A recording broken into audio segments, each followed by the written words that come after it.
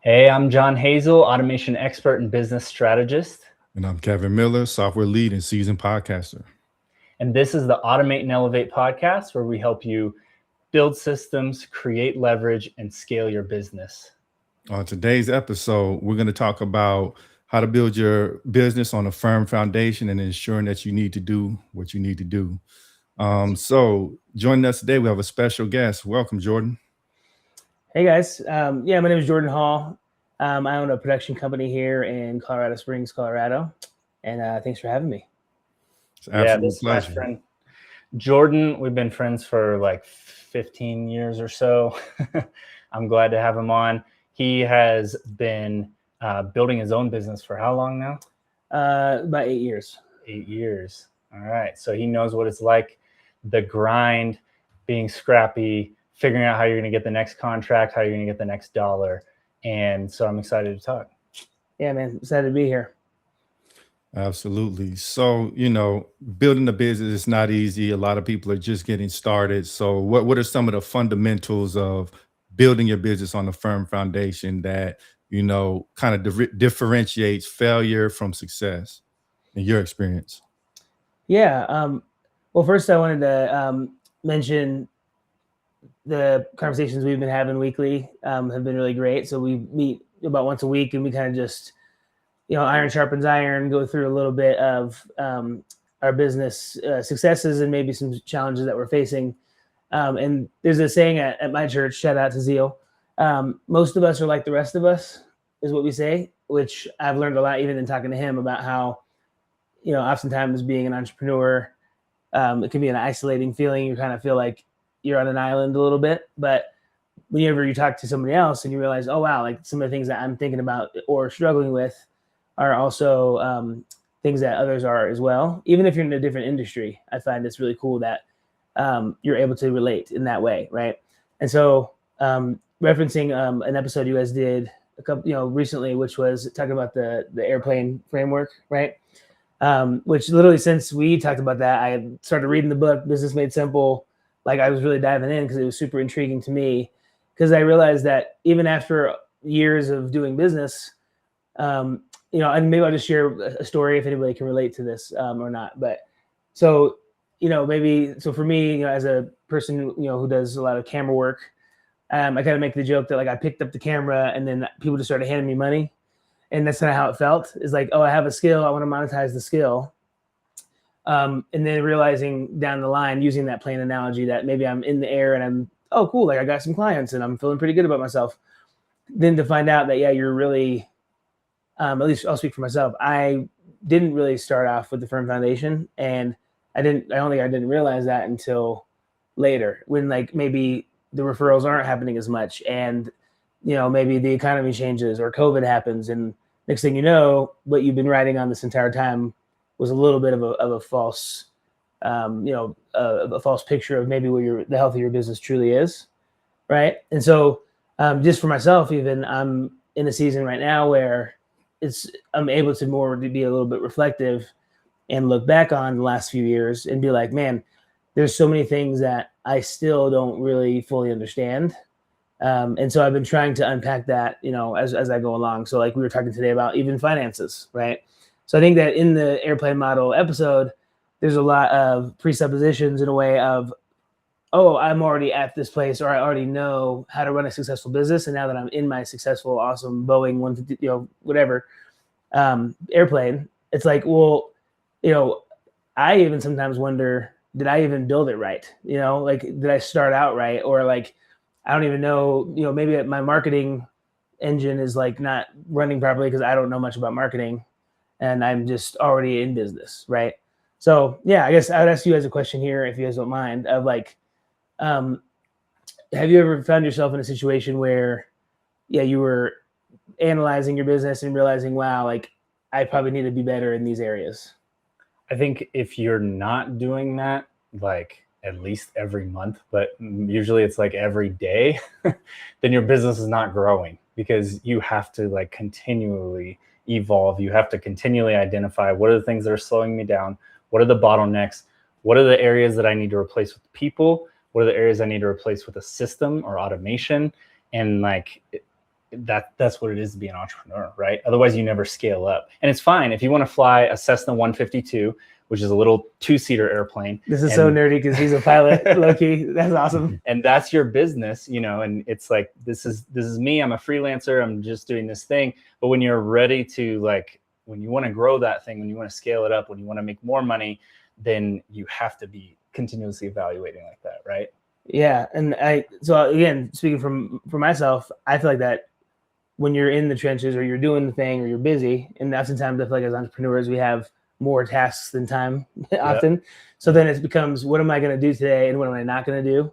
At least for me, I was like, I wasn't spending nearly as much time on that part of the business as much as I was on the, I want to deliver an excellent product or service and fulfillment. Yeah. Next thing I know, I look down and I'm like, my engine's not even running anymore. I'm just gliding through the air or whatever. Right. Right. Yeah.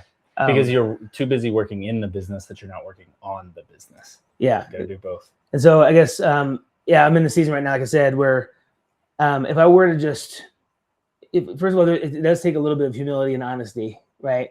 To say, maybe I don't have it all figured out. And even though I've experienced, some highs and maybe some lows, if I were to do it all over again, what would I do differently? And almost rebuild the business theoretically in that way. So again, just for myself, I'm like going back to even, so finances, like what's the system that I want to use to run my finances so that I can, plan for the highs and the lows? Or what is the basics of each day or each week, the things I should be focused on, like your airplane model that we talked about. Like, how do I ensure that I am paying the right attention to the right things in the business so I can, and I'll use this analogy actually that came to mind the other day, right? So say you have a plot of land, you're a farmer. I almost see referral business or word of mouth business as like somebody driving by and like tossing you some seeds or something, right? Like they're throwing you like some corn or something. So you're not even really needing to plant much in your own garden because you're getting the food elsewhere, right? It's just kind of been given to you. Yeah. And so if you're just too busy working on the things that are given to you, you're not necessarily cultivating the land in which you have here. So you're not growing the crop for the future. Yeah. And that's literally been me in seasons where I'm like, I'm just too busy handling like all the guys driving by, throwing me stuff here, throwing me stuff there, that I'm not paying attention to growing anything. So then when, the traffic is like a little lower, I'm not getting all those referrals like I used to for whatever reason, like the economy slows down or whatever. You look down, you're like, oh my gosh, I have to plant still. And nothing's growing currently for the future. Does that make sense? Oh yeah, absolutely. Because you got to do it in parallel, right? And it's hard because it's like, I have so much to do. How can I think? And especially I'm an INTP, you're a ESTP. Yep. Right. On the Myers-Briggs. So for me, like, I get hyper focused on things, or I'm just all over the place. And lately it's been like, there's so much to do that I open up my computer and I like open up my email client. I look at an email and it brings me somewhere else. And then I see this other thing I have to do. And it's like, I literally can't get anything done because I'm just bouncing between a dozen different apps and and my mind is like context switching constantly. And so I can't execute anything. So I was like, that's it. I need to have a late night tonight. I need to dig in. I need to like just line everything out on a sheet of paper, on a note on my computer of like, these are the things that are absolutely critical I got to do right now. Here's the other stuff that I'm capturing for later, right? So I'm implementing GTD. I'm re-implementing GTD, getting things done by David Allen. And that's what it is. Like the first step is just capture. But a lot of times we get so caught up, we're keeping all this stuff in our minds and then we stress ourselves out and we can't get anything done because it's all up there. So we got to externalize and capture it first. So I captured it all. And then I got on a call with my team member. I have team members in the Philippines. So I'm like, I work really well at night. It's like 11 p.m. my time. It's the middle of the day, his time. It's perfect time to connect and like just hash through this list, right? And so we got all this stuff done. And then now all of a sudden today, I'm like, I can actually focus because my computer is cleared out. I got one thing at a time that I'm addressing, right?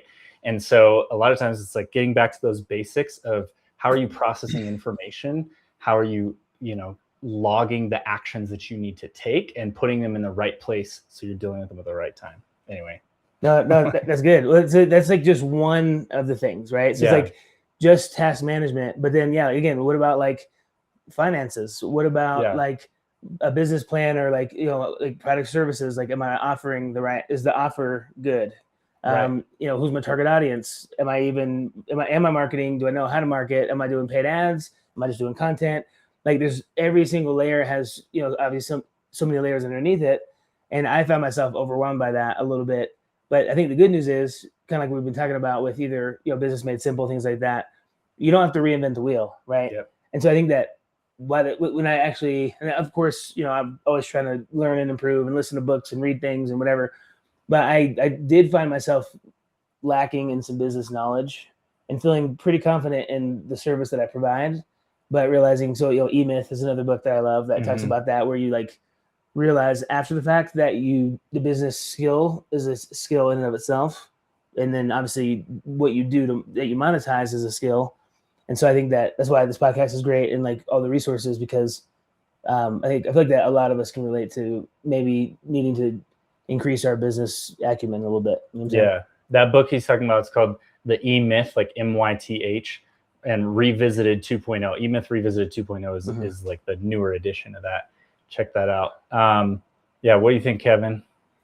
Okay, so I got a follow-up question. A lot of people, just in life in general, they get paralyzed by analysis. So there's so much information, so many strategies. Even when you're analyzing your business, you can come up with 10,000 ways of how you can, improve it in your mind. So how do you choose the most important things, and how do you translate like this philosophy, these things that I want to get done, and turn it into tangible action? And how do you ensure that you're picking the most important things to focus on? Yeah, we're in sync, because that's exactly what I was going to say. Because he's like listing all these things off, and it's like, okay, so I know I need to do, we talked about the airplane model. One engine is sales, one engine is marketing. And so you're like, I know I need to do at least one of these things, probably both. But then, like, where do I do cold call sales, cold email, cold LinkedIn? Do I just go to networking groups? So there's like so many different channels that you can access these things on. How do you decide what's right for you and your business? And the truth is, there's no perfect answer. And yes, some are going to be better than others, but mostly because of the nature of your business and your personality. So for me, I love networking groups because I love to meet people face to face and connect with people. So that's my priority, is like the one thing I'm always going to be doing is going out and networking and connecting with people face to face. But I've also done cold call sales, and I know the value of cold sales. And I know that my market is limited with, me being able to go in person and meet people. And so that's an important channel, but I'm not just going to do that.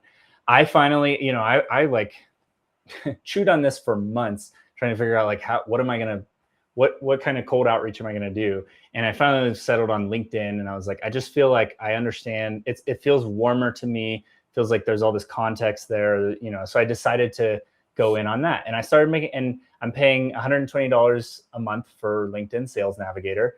And I haven't gotten a single lead from it yet. And it's been a few months, but like what I have found in the past is just like, when you stick to it, if you're giving activity into it every day, and this goes back to our last episode of the 4 disciplines of execution, of setting up your lead measures. What are the things that I'm going to choose to do every day or every week that are going to get the ball there, right? So anyway, all that to say, I had to chew on that and decide on that, right? But the important thing is having a bias toward action. And I had to eventually just say, I'm doing this, one way or another. And it's better to start now and iterate. So it's better to just move than to find the perfect answer. But I will say that, going back to GTD is so counterintuitive because it takes a ground up approach. And every other framework out there, I've never seen another framework that's ground up. Everything else is top down. Even 4 disciplines of execution, it's choosing wildly important goals. So you're starting with this high horizon of choosing, you have an important purpose, an important vision, important goals, and then you're going down from that, right? GTD is actually the opposite. The first thing you do is capture everything that's on your mind, all the random stacks of paper and mail you have around your house, getting it all into one bucket, one digital bucket, one physical bucket, and then clarifying those things and realizing that those are 2 separate processes. Capturing something, externalizing it is one process, and then clarifying it is another process. And those require 2 separate parts of the mind. So you have to do them at different times. But interestingly, when you do this, and it feels like I'm in this place right now because I dropped the ball in my GTD practices. And so I'm coming back to it, and I'm having to collect all this stuff and capture all this stuff out of my mind and like organize it into the system. And even though I'm extremely well versed in the system, it's still hard for me. But I know I've seen it work where it's like when everything is inventoried, I know what's important, I know what to focus on, then I feel at peace and I feel like I can trust my decisions. So that's my answer. Man, that's interesting. So a couple things on that real quick, and then I'll answer his question as well. So we've talked about this at length, but as somebody who's also read the book GTD or Getting Things Done, and I was like, it is one of those things where if you're going to do it, you got to commit to it and see it through to really get the benefits of it. And so I definitely did not commit to it and see it through.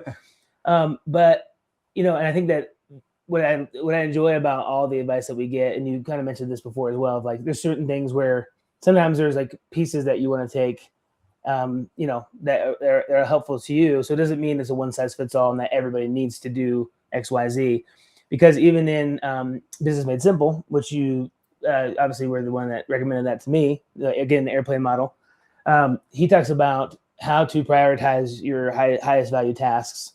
And he does mention kind of what you said a second ago, which is like, first it's like, intuitively, or what are the things that that are the highest leverage opportunities, the things that produce the most economic opportunity for your business, right? And usually intuitively, it doesn't take a rocket scientist to figure that out. You kind of know as entrepreneurs, like these are the things I should be doing and I wish I was doing. Yeah. But these are the things that are urgent that are calling my attention, right? So he does mention, so I think that I guess what I'm saying, it's kind of a both and. Like you can use both of these frameworks to maybe help, whatever the way that you're wired. So for me, he talks about, like taking those economic opportunities and then you kind of see that horizon goal and then you unpack it kind of backwards, right? So you kind of like reverse engineer it to get to that granular level. Yeah. Right. The reason why I like that a little bit is because, we talk about like those lead measures and the lagging measures, right? Another way to think about it in that kind of growing analogy or farming analogy, you have your seed, and your crop, right? So like whatever crop or the outcome that you're desiring, whether it's more leads or more cash flow in the business, whatever it is, again, you usually know what those things are. They're probably glaring at you or your bank account's glaring at you or whatever it is, right? And then, so if this is an outcome I desire, whether you have the perfect framework or everything or you went to business school or not, I think we all know, for the most part, using common sense, using just basics of life, it's like, okay, if I want this outcome that I necessarily can't fully control, what are the inputs that I can use to ensure that I get there? And so I can use another analogy of like, weight loss, like, like move more, eat better, or eat less, right? So the inputs are move more, eat better, but the outcome and the goal is to lose weight and to be healthy and whatever it is, right? But I think the problem with goal setting sometimes is people get focused on the goal without measuring the inputs. Yep. So it's like, this is the goal, but that's almost not the only reason why to me that's so relevant is because you can use that goal to reverse engineer to get to the input. Yes. But then once you measure your inputs, now I know either did I do this today or not? Did I make the calls today or not? Did I knock on doors today or not? Did I network today or not? Because I know that this will lead to this guaranteed. So even if you're doing the LinkedIn thing, and another thing on that real quick, you definitely didn't just go in blindly. Like you had a trusted system that you like researched, this guy had found success with it. You use that. So you know that somebody's gone before you and made this thing successful, right? Yeah. And so that's definitely a caveat there of like, don't just try everything and see what sticks. I think that there is some wisdom in like, being a little bit decisive in what we do. But once you do it, like you said, like whether or not you see results today or not, because it's been successful for somebody else, it can be successful for you. And so it's just like whatever you do, just commit to that and like be relentless about getting those things done. Otherwise, you'll end up, like I said, in the air with no engine.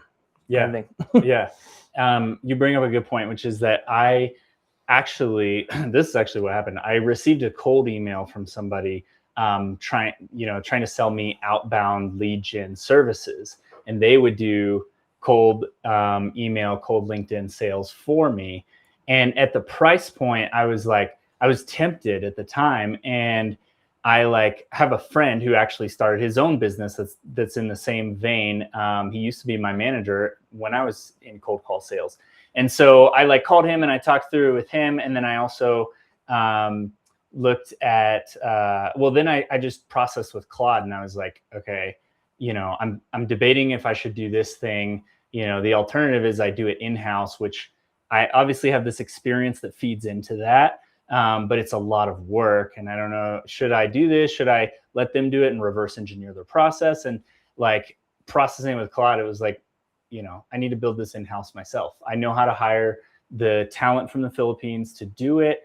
I know like how to write the sales copy. I have like 90% of the stuff. And Claude was basically like, the 10% that you need is in Josh Braun's online course. And I was like, oh, I've been following Josh Braun on LinkedIn forever. So I just bought, it was like $400 or whatever. I bought his online course. That's dope. I, went through that, and then I took that in with my knowledge, and I built out the funnel in LinkedIn Sales Navigator, assigned it to my VA, right? So all in all, this is, it probably took me like 20 hours spread over several weeks to implement. So I'm not just saying throw shots in the dark. I'm saying like be strategic, but have a bias toward action.